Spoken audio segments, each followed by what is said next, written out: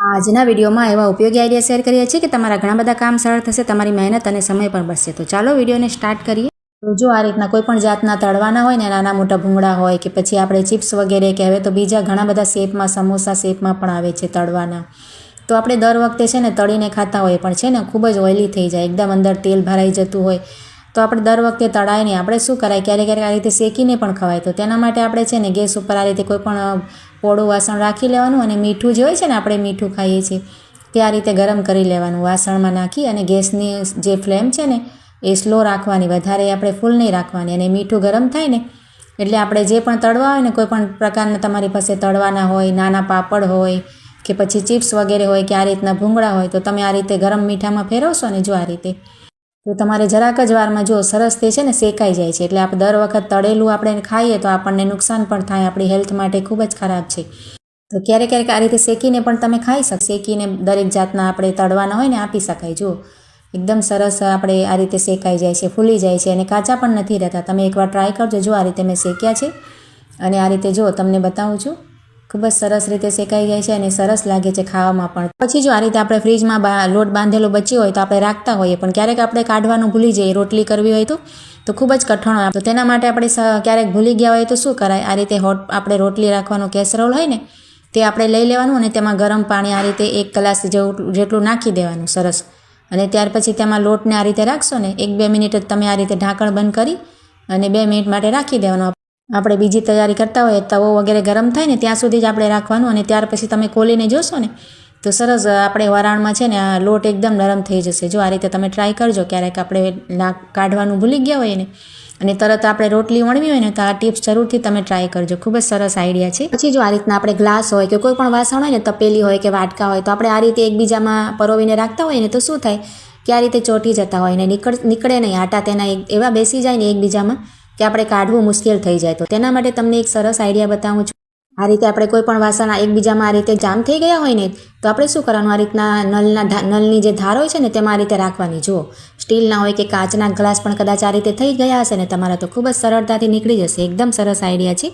તો જો આ રીતે આપણે ક્યાંય પણ સિલિન્ડર રાખતા હોય ને, ગેસનો બાટલો, અને કદાચ આપણે સ્ટેન્ડ ન હોય ને એમને એમ રાખ્યું હોય ને તો આ રીતે કાટના દાગ લાગી જતા હોય છે। તો તેને શું કરવાનું, આપણે આ રીતે લીંબુનું ફાડ હોય ને, અડધું લીંબુ લઈ લેવાનું અને તેમાં 5 ચમચી જેટલું આ રીતે બેકિંગ સોડા જે આવે ને, ખાવાનો સોડા, તે આપણે લીંબુ ઉપર નાખી દેવાનું। જો આ રીતે ત્યાર પછી તમારે ગમે એવા પણ કાટના દાગ હશે ને જમીન પર ક્યાંય પણ પડી ગયા હોય કોઈ પણ લોખંડની વસ્તુથી, તો આ રીતે જો સરસ તમારે 1 જ મિનિટમાં સાફ થઈ જશે। તમારે ઘસવું પણ નહીં પડે અને વધારે મહેનત પણ નહીં કરવી પડે। કોઈ પણ વસ્તુ આપણે ના જોઈએ, જો એમાં આપણે સરફ સાબુ પણ નાખવાની જરૂર ન પડે અને વધારે કંઈ કૂચો વગેરે પણ લેવાની જરૂર ના પડે। જો એનાથી જ બધા દાગ નીકળી ગયા છે।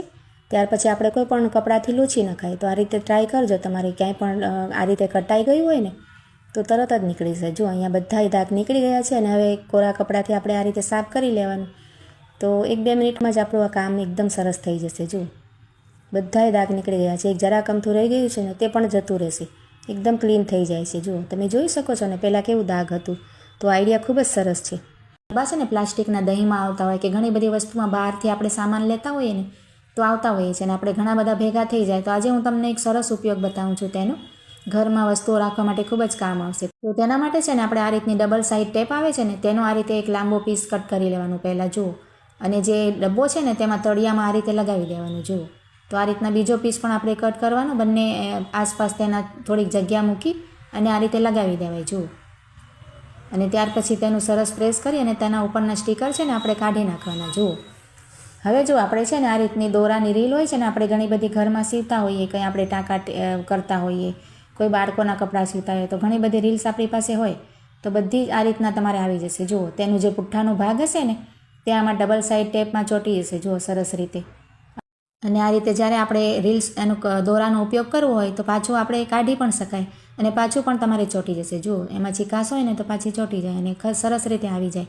જો તમારે વધારે કોકળ્યું હોય તો ગોળ ફરતે આપણે ડબ્બામાં આ રીતે ટેપ લગાવી દેવાની। હવે જો આ રીતના આપણે સ્પંચ હોય છે ને તેનો એક આ રીતે નાનકડો પીસ લઈ લેવાય અને ફરીથી આપણે છે ને ડબલ સાઇડ ટેપનો એકદમ નાનો પીસ કટ કરવાનું। જુઓ અને ઢાંકણ હોય છે ને તેનું ડબ્બાનું, તેમાં અંદરના ભાગે આપણે જ્યાંથી બંધ કરીએ ને ત્યાં ચોંટાડવાનું અને એની ઉપર આપણે આ સ્પંચનો કટકો આપણે લીધો છે ને તે આપણે ચોંટાડવાનો। તો આ પોચું હોય છે ને તેમાં જો આપણી બધી સોયો આવી જાય। જુઓ તમારે જેટલી પણ 4 થી 5 હોય કે ગમે એટલી પણ સોય હોય તેમાં આ રીતે પરોવી દેવાની, કેમ કે સ્પંજ છે એટલે એમાં આવી જશે. જુઓ તો આપણે એક જ ડબ્બામાં છે ને બંને વસ્તુ આપણી સચવાયેલી રહેશે. જો આપણે જ્યારે પણ સીવવું હોય ત્યારે સરસ મળી જાય બંને વસ્તુ, આપણે ખોવાશે પણ નહીં, તમારી સોય આમાં સચવાયેલી રહેશે જેટલી પણ હશે એટલી. તો ખૂબ જ સરસ આઈડિયા છે, ટ્રાય કરીને જરૂરથી જોજો.